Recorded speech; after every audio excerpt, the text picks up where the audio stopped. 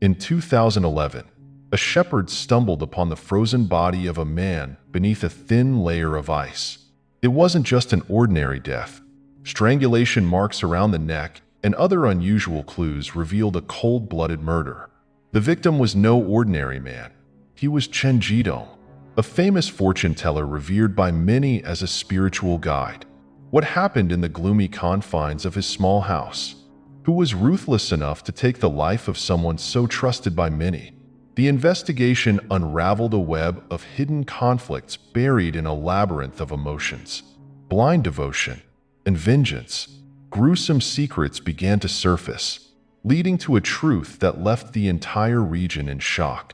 Stay with us until the end of the video as we uncover the dramatic and unexpected twists in today's case. Horrifying discovery: the body beneath thin ice. In late winter, as the weather in ABA, Inner Mongolia Autonomous Region, began to shift, the ice on Stone Dragon Lake started to melt. This large lake, nestled deep within the mountains, is famous for its pristine beauty and majestic scenery. In winter, a thick layer of ice covers the surface, stretching for kilometers, creating a vast, white expanse. Due to the harsh weather and difficult terrain, the area sees few visitors during the winter months. Local residents often say that only when the ice melts at the end of winter do the secrets hidden beneath the lake's surface truly emerge. On March 5, 2011, a local herdsman named Peng Qin was leading his horses near Stone Dragon Lake. After a long winter, Peng often brought his livestock to large water bodies to find grass and a water source. Stone Dragon Lake was a place he knew well, where his grandfather and father had also grazed livestock on the surrounding hills and valleys. Around noon, as the sun climbed high and began melting the thick ice on the lake, Peng noticed something unusual beneath the thin ice near the shore. In this area, the ice had started to thaw, revealing dark patches of water below. From his vantage point, the object under the ice didn't resemble a tree branch or rock, as he might have expected. Curious, Peng approached and saw the faint outline of a human body lying motionless beneath the ice. The sight sent a chill down his spine. Despite being a seasoned man accustomed to nature's harshness, Peng couldn't suppress his horror. He immediately led his livestock away from the scene and reported the discovery to local authorities. Before the police could arrive, news of a frozen body beneath the ice on Stone Dragon Lake spread rapidly. The local community, typically quiet and insular, buzzed with speculation. Within half an hour of Peng's return to town to report the incident, a group of curious onlookers had gathered near the lake to witness the scene for themselves. As the afternoon waned, the golden light of the sun pierced through gray clouds, reflecting off the lake's surface, creating an eerie and mysterious atmosphere. When the Linha town police arrived at the scene, they quickly cordoned off the area around the body. Some officers began gathering information from witnesses, while others moved toward the lake's edge, where the body remained trapped under the ice. The investigative team focused on the cracks in the ice, trying to determine if they were linked to recent movement or activity. While inspecting the area near the shore, they found broken pieces of ice floating on the water, suggesting that someone might have been standing there recently. To safely retrieve the body, the investigation leader ordered the team to bring ropes and a tarp, as careful handling was paramount. The ice on the lake remained dangerously thin and could break at any moment, so every action had to be meticulously planned. Clues at the scene. Initial police assessment. The victim's body, still coated in fragments of ice and freezing water, revealed crucial details about the circumstances of the crime. Forensic doctors noted that the harsh weather conditions had frozen the body, significantly delaying the decomposition process. Marks of livor mortis were faint and appeared on the victim's back and hips. Unlike the usual deep purple or blue discoloration, these marks were pale purple or reddish. This irregularity was due to the extreme cold, which interrupted the normal pooling of blood in the lower parts of the body. The freezing temperatures inhibited the natural progression of livor mortis, leaving only underdeveloped signs. The victim's skin had become taut, pale, and lost its elasticity. The freezing water preserved the body to a remarkable degree, with only mild signs of decomposition. There were faint signs such as pallor and small blisters, but no severe disfigurement. The face showed slight distortion from water pressure, with swollen eyelids, bluish lips and nose, and gray discoloration on the fingernails and toenails caused by the extreme cold. Around the victim's neck was a prominent dark purple ligature mark, indicating strangulation with a hard object, possibly a rope or wire. The depth and uniformity of the mark suggested the perpetrator had applied significant, decisive force, leaving the victim with no chance to resist. Based on the body's condition, investigators estimated the murder occurred approximately 2 weeks before the discovery. Before police arrived, the scene had already been disturbed by curious locals. Their footprints covered the snowy ground, erasing critical traces left by the perpetrator and complicating the investigation. The chaotic activity also made it difficult to determine the original position of potential evidence or witness accounts. From local testimonies, investigators learned that the area around Stone Dragon Lake had been enveloped in snow and ice about 2 weeks prior. The weather conditions provided important clues about how the perpetrator disposed of the body. At the time, the ice was thick and stable, unlikely to crack or break naturally. The police concluded that the perpetrator must have used a heavy tool, such as a large hammer or another forceful object, to break through the dense ice.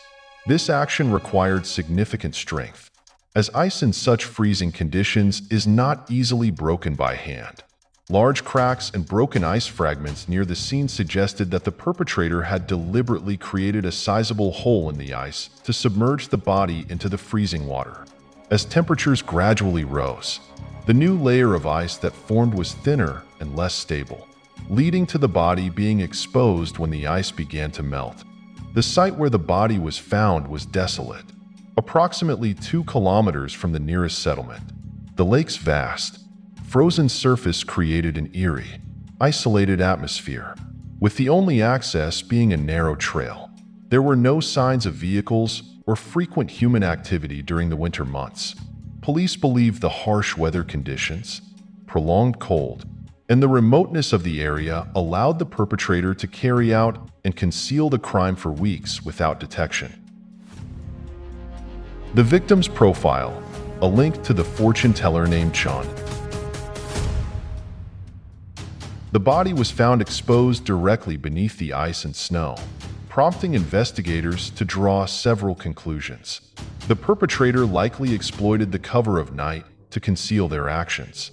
Under the darkness and freezing winter conditions, the chances of witnesses were significantly reduced, especially in such a sparsely trafficked area. Furthermore, the perpetrator may have used a well-covered vehicle to transport the body close to the lake's edge, breaking the ice and submerging the victim swiftly and discreetly. This explained the absence of drag marks or evidence of manual handling near the scene. Both hypotheses suggested careful planning. The perpetrator appeared to have chosen the time and location with precision. Police also believed the suspect was likely a local, given their apparent familiarity with the area's geography. The icy and snowy conditions at the scene made it difficult to leave traces, and the harsh weather could have quickly erased any evidence. During the investigation, police interviewed witnesses at the scene. Peng Qin, the herdsman who discovered the body, mentioned that it was only his second day bringing his horses out after the weather had warmed and the ice began to melt. He speculated that he may have missed the body the day before due to insufficient thawing or a lack of attention. The victim was identified as a male, approximately 1.6 meters tall, with short, thick black hair and moderately trimmed fingernails. He was dressed in winter attire, including a thin sweater, soft fabric trousers, and gray knee-high socks. A striking detail that drew investigators' attention was a medium-sized lotus flower tattoo on the victim's back, despite mild decomposition due to prolonged exposure to icy water. The tattoo remained relatively intact, aiding investigators in identifying the body. Although the victim's facial features were significantly affected by being submerged in ice and snow, the basic structure of the face was preserved enough for further investigation. Some locals present at the scene remarked that the victim looked familiar. They mentioned that the pale face resembled a man surnamed Chen, a fortune teller living in Unju village. After the preliminary examination, the body was transported to the forensic lab for further analysis. Simultaneously, efforts to confirm the victim's identity were expedited, particularly given the lead about a fortune teller surnamed Chen from Unju village, whose appearance matched the victim. Guided by information from locals, a team of investigators proceeded to the man's residence, approximately 3 kilometers from the site where the body was discovered. The mystery of a solitary life, identifying the victim. The home of the man surnamed Chen was modest, somewhat dilapidated, and isolated from other houses. The nearest neighbor was approximately 150 meters away. After interviewing several locals, police identified the man as Chen Jitong, a 45-year-old fortune teller renowned for his ability to predict fate, romance, and family matters. Many people sought his guidance for spiritual advice. Neighbors revealed that Chen Jitong was not a native of the area. He had moved to this location around 2 years prior. The house he resided in was not originally his, but purchased from a local resident named Jean Liuha, whose family had moved elsewhere. The house had an air of mystery, not only because of its rundown condition, but also due to the nature of Chen's profession. During the evenings, the faint light from his home created an eerie and shadowy ambience. Chen primarily received clients in the mornings, as it was believed to bring good fortune. In the afternoons and evenings, he would shut his doors tightly, giving the house a desolate and lonely appearance. Unless necessary, he rarely ventured outside, making him an uncommon sight, especially during the frigid late winter days. In the past 2 weeks, many clients seeking his counsel were disappointed to find him absent. The house remained locked from the outside, with no signs of activity. This further fueled the police's suspicion that the frozen body discovered in the lake might be connected to Chen Jitong. Through local accounts, the police learned that Chen Jitong originally hailed from Mengshi town, approximately 15 kilometers from Linhe. The Linhe police promptly contacted the authorities in Mengshi for assistance. With the help of their colleagues, investigators quickly located Chen's family home. When visiting his family, police discovered that Chen Jitong was the only son. He had previously attended university but dropped out midway after becoming deeply involved with Buddhism. He then chose to pursue a path as a fortune teller. His family explained that Chen rarely contacted them due to his busy schedule and dedication to spiritual practices. Over the past 2 weeks, they had been unable to reach him and only knew that he lived in the secluded village of Unju. With no knowledge of his current whereabouts, Chen often changed his residence, moving frequently before settling in Unju. This transient lifestyle was often attributed to factors related to feng shui and spiritual energy.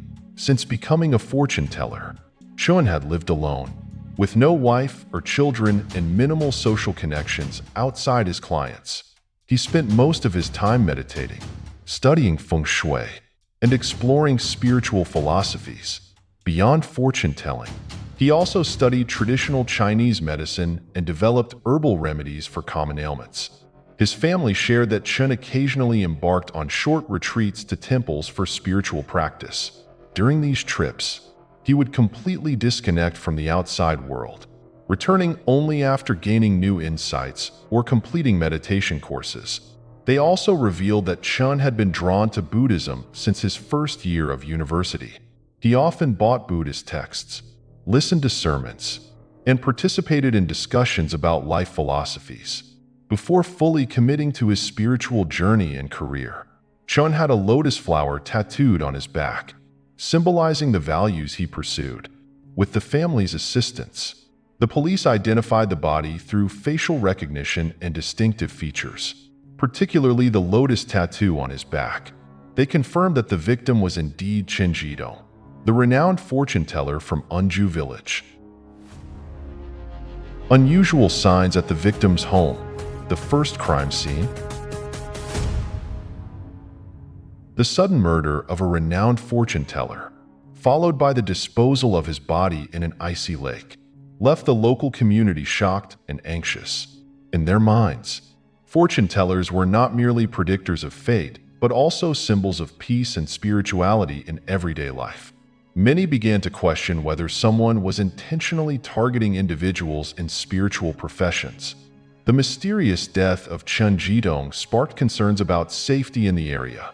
The brutality of the crime and the meticulous efforts to conceal it created a wave of public unease, putting immense pressure on the police to swiftly solve the case. The police launched a comprehensive investigation, gathering evidence from the crime scene and interviewing those connected to the victim. Upon searching Chen's home, they uncovered several notable findings. Chen Jitong's house was modest, with its gates securely locked. However, the front door was ajar and showed signs of being forcibly opened. Despite its small size, the house exuded a strong spiritual atmosphere, with a prayer altar, small Buddhist statues, a chanting machine, and extinguished incense sticks.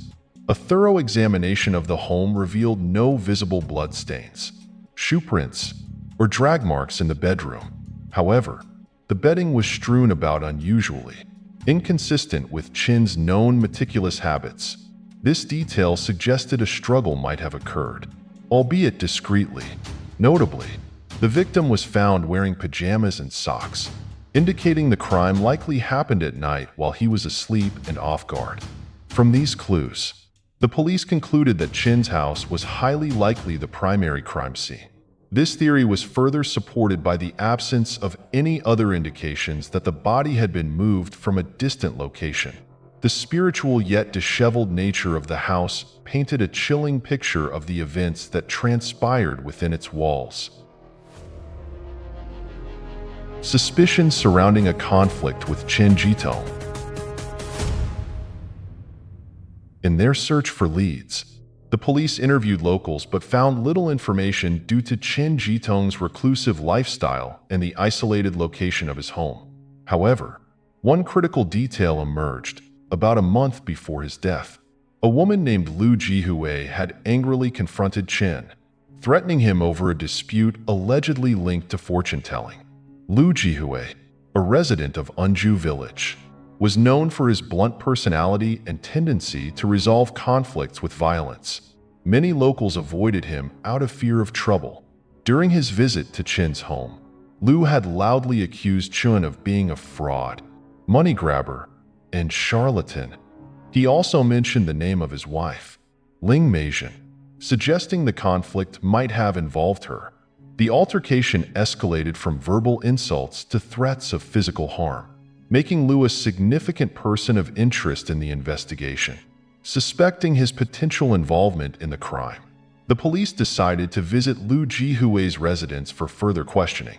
When interrogated, Lu displayed remarkable composure, sitting upright with a direct gaze. He showed no signs of anxiety or evasion.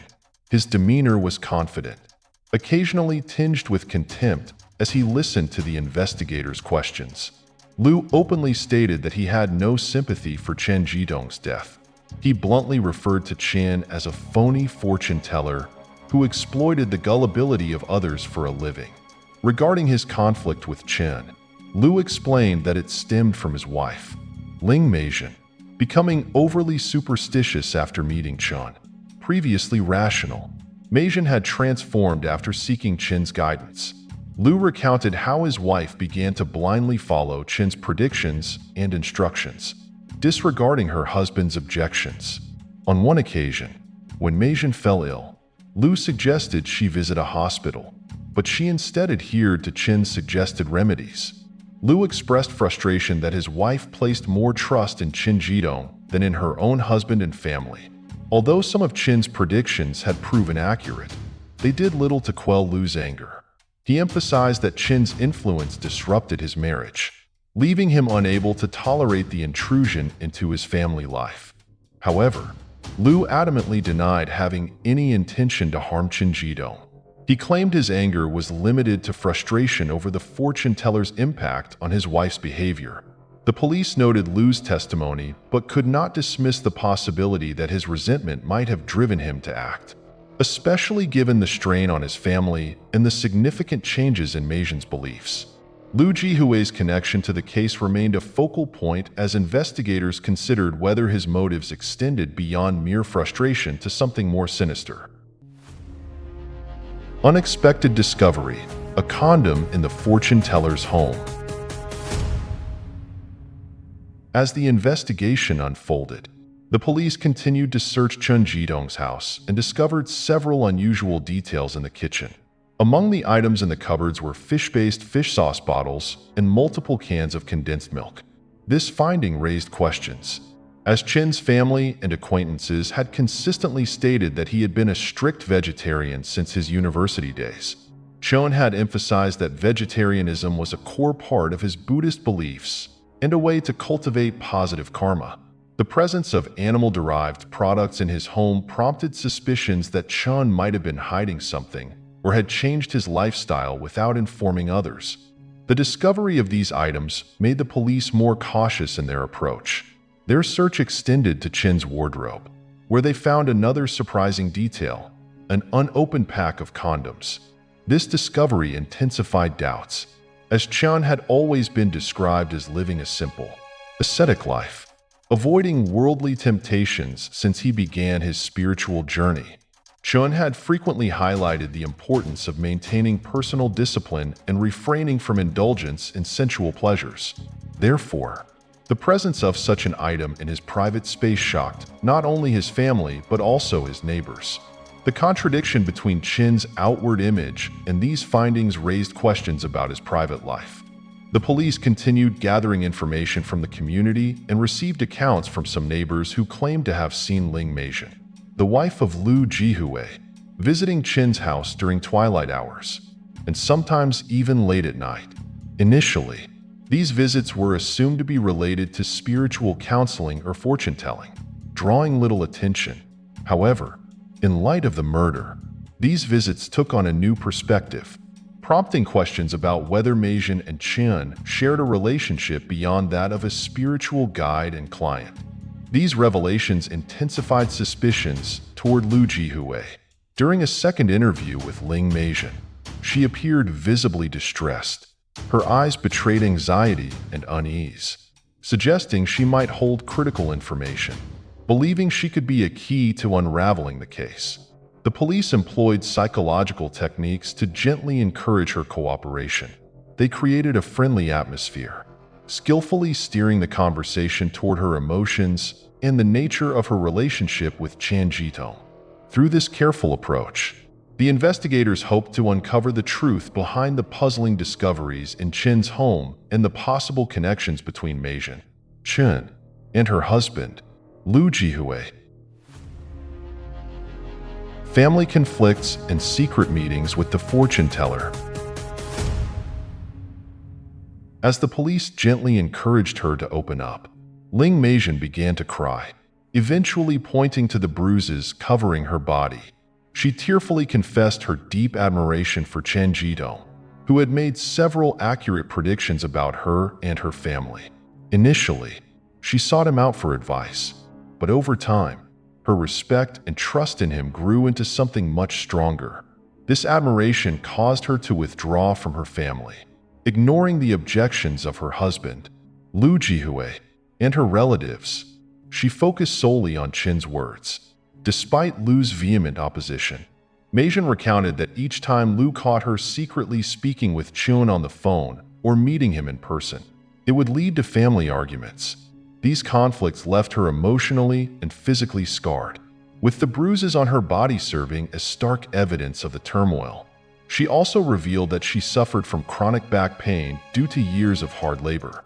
After trying various Western medicines without success, She turned to Chen Jitong for traditional remedies. Initially, she hoped for a natural cure, but over time, her trust in Chen deepened. Beyond prescribing herbal treatments, Chen also offered her advice on her marriage. He claimed that effective healing required peace of mind and abstinence from stress, including family conflicts. His guidance led Meijin to distance herself from her husband, which unintentionally fueled more arguments and even violence within their home. Lu Jihui grew increasingly furious as his wife became more detached. He often erupted in anger when Meijin rejected his advances, resorting to smashing household items in fits of rage. In moments of despair, regardless of the hour, Meijin would turn to Chen Jitong for solace. Chen advised her to divorce Lu, emphasizing that it was the best way to avoid further suffering in the future. These suggestions gave Meijin a sense of hope, but whenever she brought up the topic of divorce, Lu's rage intensified, leading to harsher physical abuse. The bruises on Meijin's body were not only signs of domestic violence, but also symbols of her internal struggle and despair. She felt immense guilt at the thought of defying Chen Jitong, whom she trusted deeply, but was equally terrified of her husband's wrath. This cycle of violence and emotional dependency pushed Meijin closer to Chen while her relationship with Lu deteriorated further. Despite the escalating tension, Meijin firmly denied that her husband was capable of committing murder. She claimed that while Lu often threatened Chen with harsh words, he lacked the courage to act on them. Her testimony provided insight into the tangled web of relationships and emotions surrounding Chen Jitong's life and death. Telecommunication records, uncovering an affair. While suspicion still centered on Lu Jihui, police uncovered a critical lead from Chen Jitong's phone records. They found frequent and lengthy calls to a woman named Niu Lihua, 35 years old. The calls, made at all hours of the day and night, never lasted less than 15 minutes. When questioned, Chen's family stated they didn't know Niu Lihua and assumed she was merely a loyal client. However, the police suspected the relationship was more complicated and decided to speak with her directly. During the interview, Lihua admitted she was deeply superstitious and, like Ling Meijin, had placed her unwavering trust in Chen Jitong. She claimed she always followed his advice, disregarding warnings from those around her. However, her body language raised suspicions.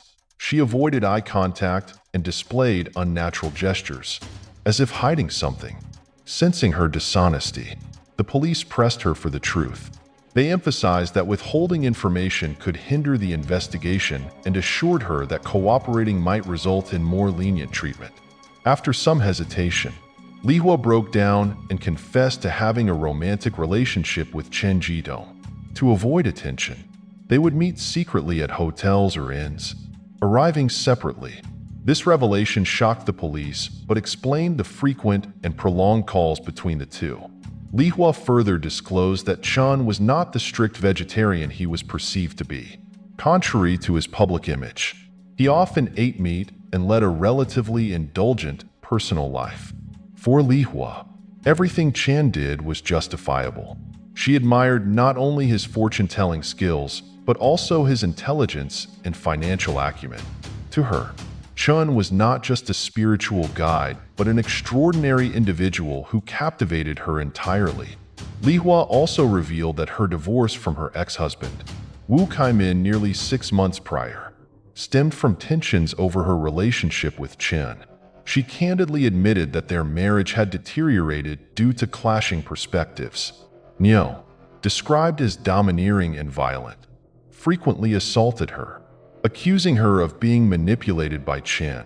He dismissed fortune-telling as mere superstition and was enraged by his wife's blind devotion to Chen. On the other hand, Lihua felt that Chen's guidance had helped her navigate life's difficulties. For her, his advice was more than fortune-telling. It was a guiding principle for her decisions. This belief outweighed her loyalty to her husband, leading her to end the marriage to escape Niu's control.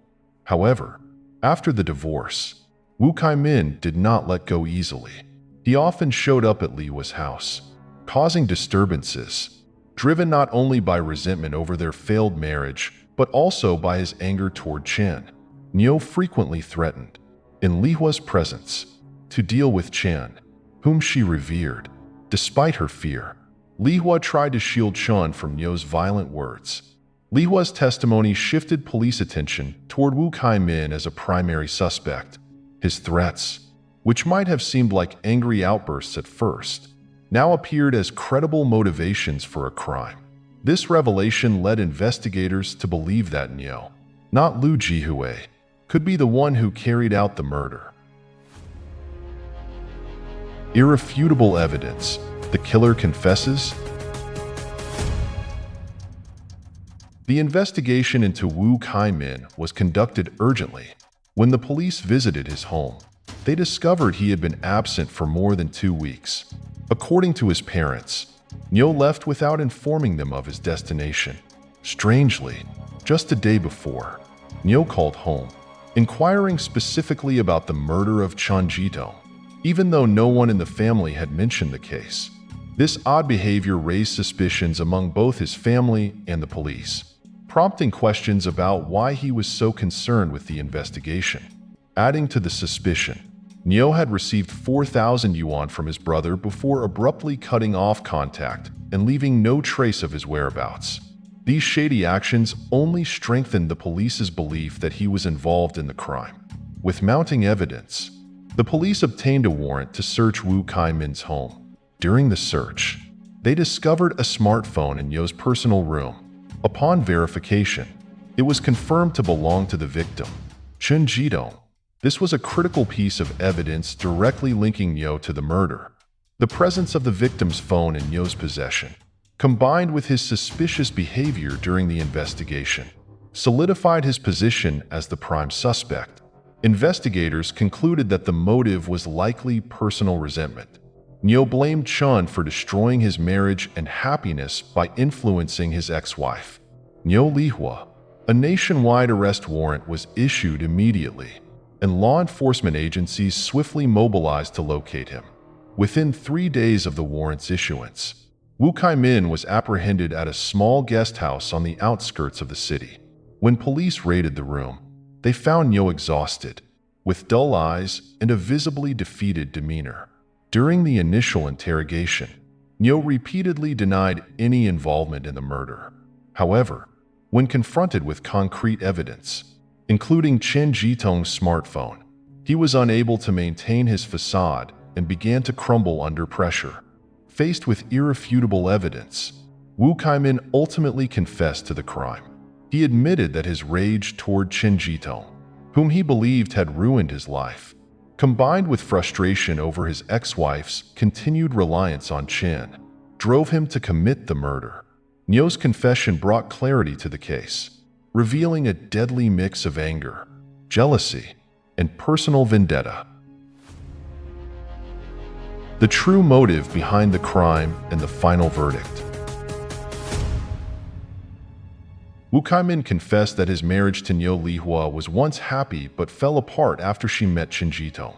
He accused Chen of not only giving advice that drove the family apart, but also using manipulative tactics to make Lihua idolize him blindly. After the divorce, Niu continued to monitor his ex-wife and discovered her romantic relationship with Chen, believing that Chen had orchestrated the divorce to claim Lihua for himself. Niu's rage consumed him, leading to his decision to exact revenge. To avoid suspicion, Niu planned his crime meticulously. Late at night on February 21st, he snuck into Chen's home by climbing over the wall and forcing the door open. Entering the bedroom, Niu saw Chen lying on his side, his back turned. Taking advantage of this position, Niu used a rope to strangle Chen with overwhelming force. Although Chen tried to resist, he was caught off guard and unable to escape from the sudden attack. After killing Chen, Niu found his phone on the bedside table and took it, intending to check for evidence of the relationship between his ex-wife and Chen. He then transported the victim's body to a frozen lake. There, he used a hammer to break through the thick ice and submerged the body. believing the icy conditions would forever conceal his crime. However, Nyo's seemingly perfect plan unraveled under the scrutiny of the police, and the truth was ultimately exposed. Further investigations revealed testimony from Nyo Lihua, who admitted that she and Chen Jitong had developed a romantic relationship before her divorce. She also disclosed that Chen frequently used herbal supplements and sedatives to help him sleep deeply. This likely contributed to his inability to react or hear anything on the night of the attack. Wu Kaimin was sentenced to life imprisonment for premeditated murder and attempting to conceal the body. The case left behind profound lessons, highlighting the destructive potential of superstition, emotional conflict, and unchecked rage in personal relationships. From a desperate husband, Nyo became a murderer, driven by feelings of betrayal and the influence Chen Jitong had over his ex-wife. This murder marked the culmination of a series of tragedies, where obsession, resentment, and loss of control led a person to irreversible actions. The consequences not only condemned Nyo to a life behind bars, but also shattered families and created wounds that would never fully heal. What are your thoughts on the perpetrator and the victim in today's case? Share your opinions in the comments below. Don't forget to like and subscribe to support our channel. Goodbye, and see you in the next video.